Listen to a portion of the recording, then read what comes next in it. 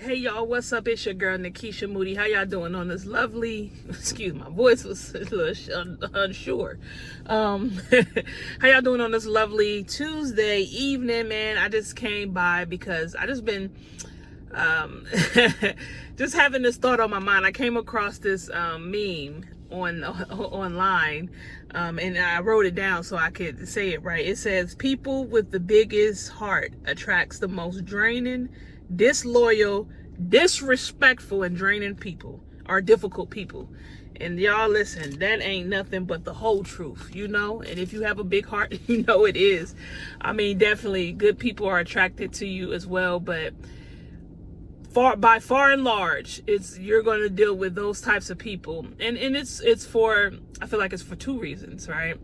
You know, of course, the enemy, he sends people to you because he knows you have a big heart. He knows, I feel like that ability to have that kindness, that's a gift from God, you know, and it's something that can be developed even if somebody doesn't naturally have it, as you know, as others may have.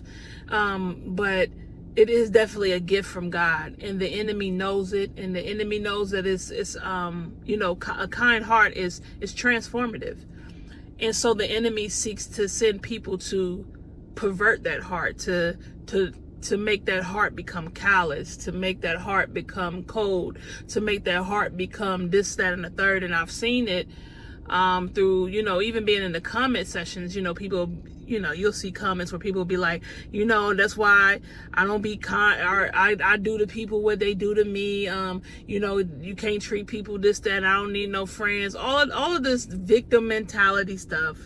And all of this, you know, allowing the enemy to win. And one thing about me is I refuse to give someone that much control, because people will say it and you could just feel the pride dripping off of those comments when they like, well, I ain't gonna do this no more. I ain't loving nobody no more. I ain't gonna treat people. That's why you don't do this no more. And that's why you don't do that no more.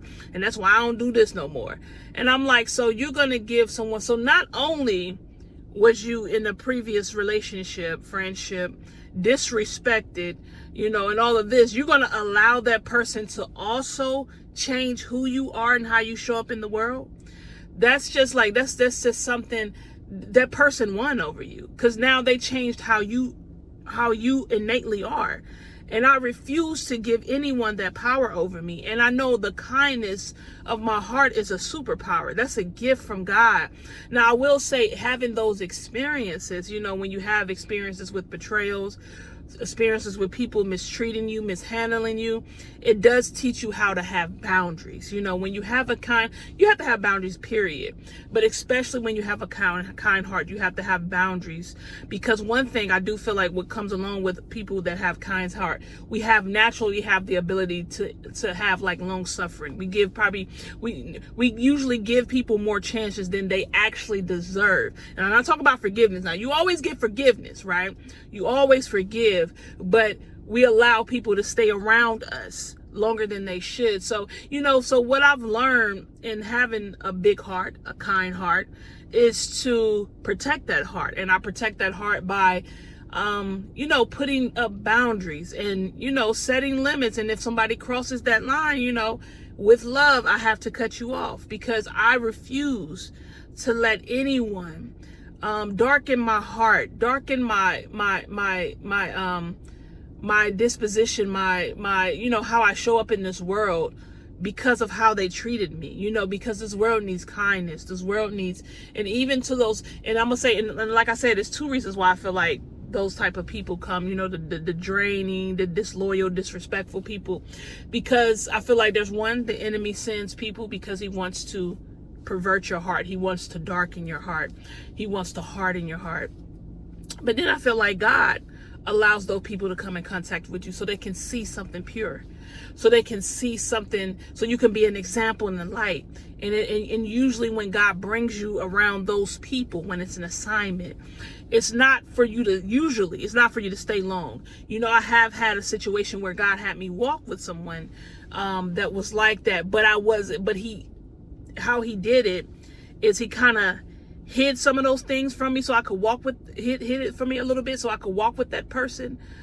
because if I saw it, I wouldn't have walked that closely with that person, because they needed to see something, and they were being tested as well. But anyway, like I said, but when God does it, it's to help them out. It's to help them to grow, to introduce them to something, because like I said, kindness is transformative. And even if those persons that come across your path, they mistreat you and you cut them off, right? That's a learning moment right there for them. And that's going to be something that's going to carry, because I don't care what nobody does to you. And I know people being coming like, people don't care, they just mad because they can't do this. And that might be true. For most times that's true. But at some point in their life, in some of these cases, it's gonna hit them like a ton of bricks what they lost, and it's gonna cause them to do some introspection. It's gonna cause them to do some digging in the inside of them. It's gonna cause them to look on the inside of them and to begin to heal them, to put themselves in alignment with God so they can heal themselves. Because and like I said, some people won't, but some people will, and I'm here for it, because ain't that what God did for us? The Bible says that while we were yet sinners, Christ died for us. He didn't wait for us to be kind to die for us. He died for us knowing we was going to betray him. He died for us knowing we were going to crucify him. He died for us knowing we was going to fall away, knowing we was going to go on our own path. He died for us before we did anything for him. And even with what we do, being obedient, we can never repay God. So I refuse to be unkind. That's just not, and I fight hard to stay kind, because it's been hard. Don't get me wrong. It's easy to go to being hateful. It's easy to be bitter and resentful. But I refuse, in the name of Jesus, to let anybody change this heart that God has given me. And I refuse to let anybody dim my light, because that's what you're doing. When you choose to be unkind because how somebody has treated you, you are dimming your own light, baby. And I'm going to tell you this, when you have a kind heart, you draw people. And when you draw people, you're going to draw jealousy, but you're going to draw people that need healing. And everybody that people draw to you, we got to learn that us being here ain't always for what we can get. I know there are people right now that I know God has put me in their life to drop seeds. I'm not walking closely with these people, but I know I'm dropping seeds. But I know these people don't like me. But I don't care, because I'm here I'm playing the long game.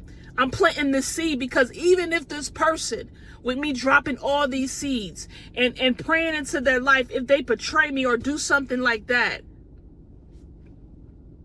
it doesn't matter, because God, I do this for God. I show up for God. God gives me my reward. And it doesn't matter, because I know that someday, and I believe that someday, that seed I plant, when they continue on their path of living how they live, it's going to all catch up to them. And they're going to come to a valley of decision. And they're going to come in a moment where they're going to have to choose this way or that way.